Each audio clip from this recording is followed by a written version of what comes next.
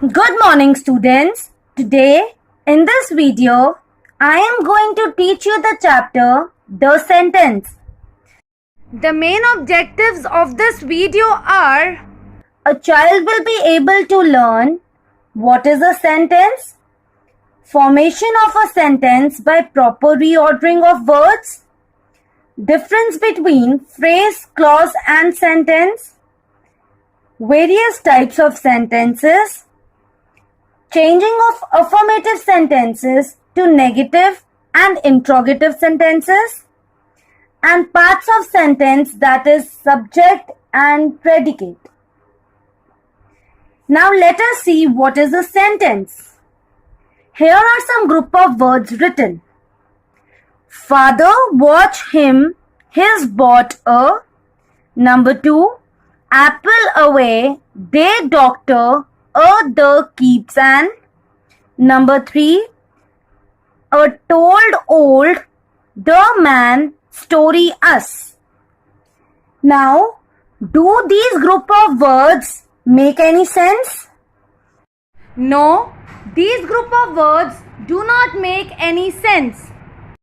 Now, if I arrange these group of words in order. His father bought him a watch. Number 2, an apple a day keeps the doctor away. Number 3, the old man told us a story. Now, do these group of words make any sense? Yes, these group of words make sense. So, these are sentences. So, a group of words that make complete sense is sentence. Now there are 3 important things that you need to remember about a sentence. Number 1, it is a group of words arranged in proper order so that it gives a complete sense. Number 2, the first word of the sentence must begin with capital letter.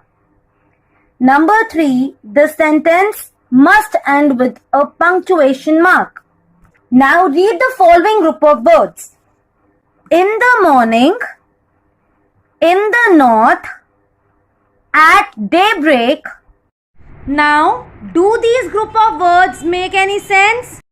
No, these group of words do not make complete sense. So, a group of words which does not make complete sense is called phrase. Always remember, a phrase does not have a subject or verb in it. Now let us see these group of words. When I arrived, because she was unwell. When I helped her. Now, do these group of words make any sense? No, these group of words do not make complete sense. So, the group of words which does not give complete sense but has subject and predicate, it is known as a clause. For example, when I arrived, who I so subject, arrived is the verb, so it is a clause. Because she was unwell, who she so subject, was unwell is the predicate, so clause.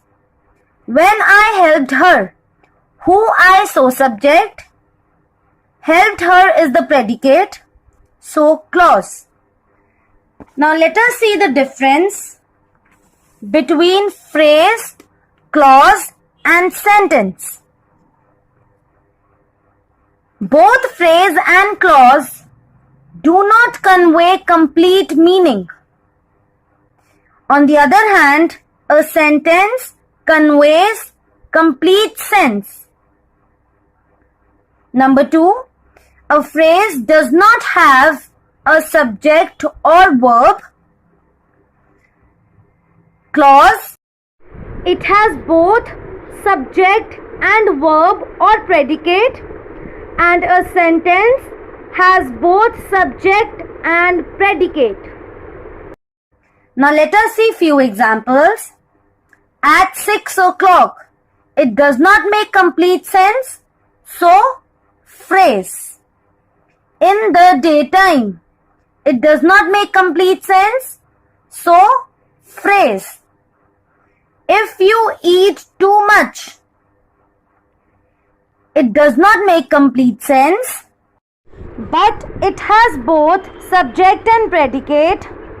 Who, you, so subject. What? Eat too much, so predicate. That you wanted. It does not make complete sense, but has a subject and predicate. Who, you, so subject. Wanted is the verb, so it is clause. Raman plays in the park. Raj is a good boy. These group of words make complete sense, so sentence. Now let us see the various types of sentences. There are 5 types of sentences. Number 1 is assertive or declarative. Number 2 is interrogative sentence. Number 3 is imperative sentence. Number 4 is exclamatory sentence. And number 5 is optative sentence. Now let us read these sentences in detail. Assertive or declarative sentence. These sentences state or declare something, and we put a full stop at the end of an assertive sentence. For example, Raj plays football, declares something, so assertive. Our team could not play well, it declares something, so assertive. We waited for you till 6 p.m.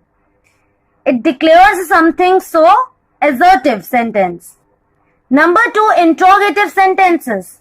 The sentences which ask a question are known as interrogative sentences. We put a question mark at the end of an interrogative sentence. Now let us see few examples. Did you reach the school in time? Question mark. Ask question, so interrogative. Why are you so late? Question mark. Asks question, so interrogative. Where do you want to meet me? Question mark. Asks question, so interrogative. Imperative sentences. These sentences express a command, order, a request, or an advice. We put a full stop at the end of an imperative sentence. For example, keep quiet. It gives command, so imperative. Please lend me your book. Expresses request, so imperative. Don't board a moving bus. Expresses advice, so imperative. Exclamatory sentences. These sentences express some sudden strong feeling of joy, sorrow, or wonder. We put an exclamation sign at the end of an exclamatory sentence. For example, hooray, we have won the match. Expresses sudden joy, so exclamatory. Oh, he is no more. Expresses sorrow, so exclamatory. How beautiful is the rose. Expresses wonder, so exclamatory. Optative sentences. These sentences express a wish, hope, or a prayer. We put an exclamation sign at the end of an optative sentence. Now let us see few examples. May you live long. Prayer, so optative. May the best team win. expresses hope, so optative. I wish I were a millionaire. As it is a wish, so optative sentence. It expresses a wish, so optative. Now let us see few more examples. Say whether the sentences are assertive, interrogative, imperative, exclamatory or optative. Would you please lend me your pen? Ask question, so interrogative sentence. Don't let your child play in the street. Expresses an advice, so imperative sentence. May you be happy and prosperous. Expresses a wish, so optative sentence. It is a false story.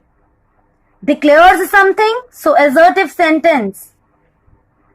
How intelligent the boy is. Expresses wonder, so exclamatory sentence. Now let us see how to change an affirmative sentence to negative. To change an affirmative sentence to negative, we have to add not with the helping verb. So first we have to identify the helping verb. Raj is a good boy. Is this the helping verb? So we will add not with it. So the answer is Raj is not a good boy.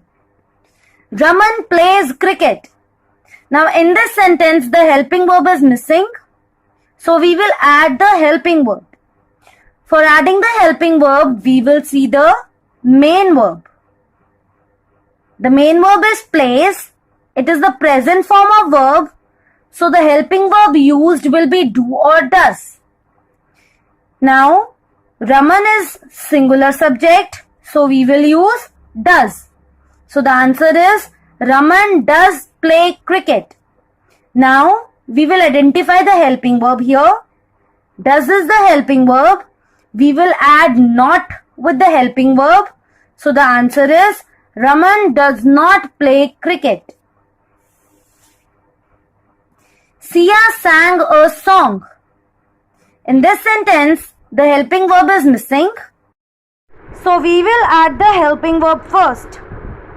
Sang is the past form of verb. And the helping verb used with past tense is did plus present form of verb. So the answer will be Sia did sing a song. Now we will identify the helping verb. Did is the helping verb. We will add not with did. So the answer is Sia did not sing a song. Now let us see how to change an assertive sentence to interrogative sentence. Now first we have to identify the helping verb and place it in the beginning. Now we will put the question mark at the end. Sam is cooking food. Is this the helping verb? We will place it in the beginning before Sam. So the answer is Sam cooking food? Question mark. The boys play hockey. Now in this sentence, the helping verb is missing. So we will see the main verb. Play is the verb. It is the present form of verb. So we will use the helping verbs do or does. The boys are plural subject. So we will use do. The boys do play hockey.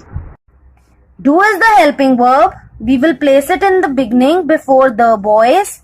So the answer is do the boys play hockey? Question mark.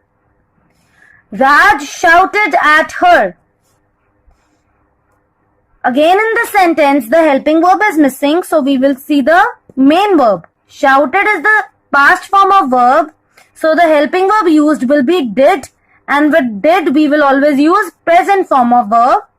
So the answer is Raj did shout at her. Now did is the helping verb. We will place it in the beginning before Raj. So the answer is did Raj shout at her? Question mark. Now let us see the parts of sentence. There are two parts of sentence, subject and predicate. Now what is a subject and what is a predicate? Who is being talked about is known as subject. or we can say which answers to who is subject, and what we talked about subject is predicate, or we can say which answers what is predicate. Now let us see few examples. The boys are playing in the playground. Who, the boys, so subject. What, are playing in the playground, so predicate. I am going to the market. Who, I, so subject. What, am going to the market, so predicate. The baby is sleeping peacefully in the cradle. Who, the baby, so subject. What, is sleeping peacefully in the cradle, so predicate. Rita will cook food today. Who, Rita, so subject. What, will cook food today, so predicate. I hope you have all understood the chapter. Now complete the back exercises of the chapter The Sentence from your basic English grammar and composition book 6. Thank you.